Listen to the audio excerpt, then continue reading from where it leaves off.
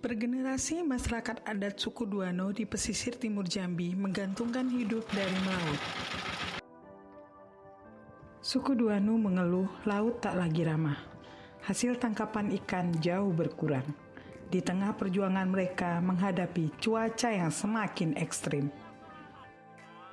Mereka menyiasati dengan membawa kapal makin jauh hingga 5 jam perjalanan ke tengah laut.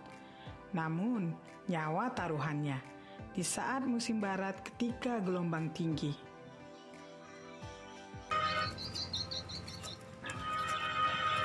Sekarang ini dengan zaman dulu beda, karena faktoran alam itu kan tak bisa jadi pedoman. Nah, masalahnya tergantung cuaca juga seperti kalau musim-musim ini musim-musim bulan 8 ini biasanya musim kabut. Musim kabut itu asap. Tak bisa menentukan lokasi melalui kecuali ada GPS. Baru tahu menentukan lokasi untuk menangkap ikan. Sekarang tak bisa dengan pedoman karena apa kan? Karena kendala seperti hutan kebakaran, kan terutama air pasang surut ini kan awak nggak tahu setiap jam berapanya air pasang surutnya jam berapa. Laut bukan hanya sumber penghidupan, tapi menurut suku Duano juga telah menjadi identitas mereka. Kemiskinan menyeret mereka sebagai pelaut yang tidak mampu untuk memiliki kapal dan peralatan sendiri. Mereka menjadi buruh, bekerja pada toke yang punya kapal, dan membiayai mereka melaut.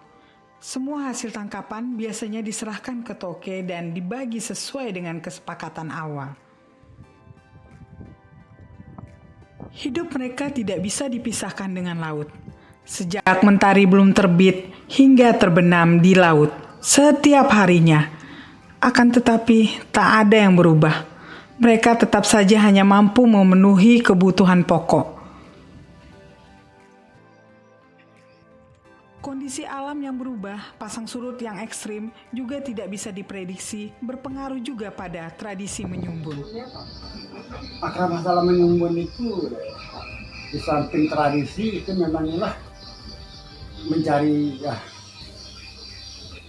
jadikan pekerjaan juga lah. Duano ini pada waktu itu Duano lah yang kerja menyumbun, mendatangkan penghasilan juga, dijual dan sebagainya. Tapi kalau sekarang Duano ini lah kurang untuk menyumbun itu. Banyak kerjaan lain, mungkin kena perhitungan lah daripada minum ke laut yang berpanas atau bagaimana enak kerja di kampung baik, kurang baik penghasilannya, makanya kurang sekarang minum. Berbeda sekarang nih nyumbung. Kalau kemarin ya dapat sampai 5 kilo, 6 kilo. Kalau sekarang ini agak kurang, kurang isinya karena betingnya juga tak ada lebar, tak ada luas. Istri Alip, Rosini, berharap anak dan cucunya jangan pernah lagi merasakan perihnya hidup sebagai nelayan. Pergi malam, balik pagi. Kadang ada dapat, kadang tak ada.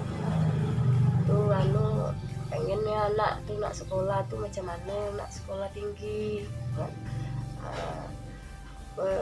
Cita-cita anak tuh pengennya jadi guru laut.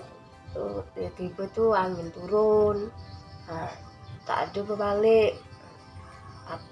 Takut nengok dia di laut tuh, takut tenggelam kan.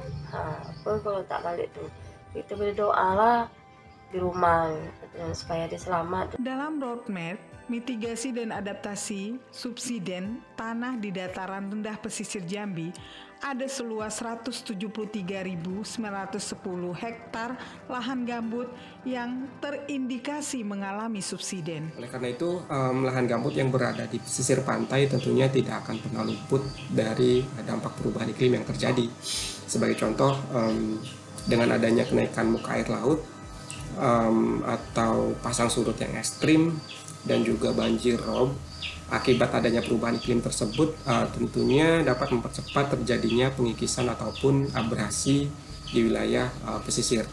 Nah, proses terjadinya abrasi atau pengikisan di pesisir yang didominasi atau berdampingan dengan lahan gambut tentunya akan lebih cepat daripada yang terjadi di lahan mineral atau lahan non gambut. Hal ini kembali lagi karena karakteristik lahan gambut itu sendiri yang sangat mudah terganggu atau sangat mudah rusak. Abrasi di pesisir pantai yang didominasi oleh gambut sudah banyak terjadi di berbagai wilayah di Indonesia.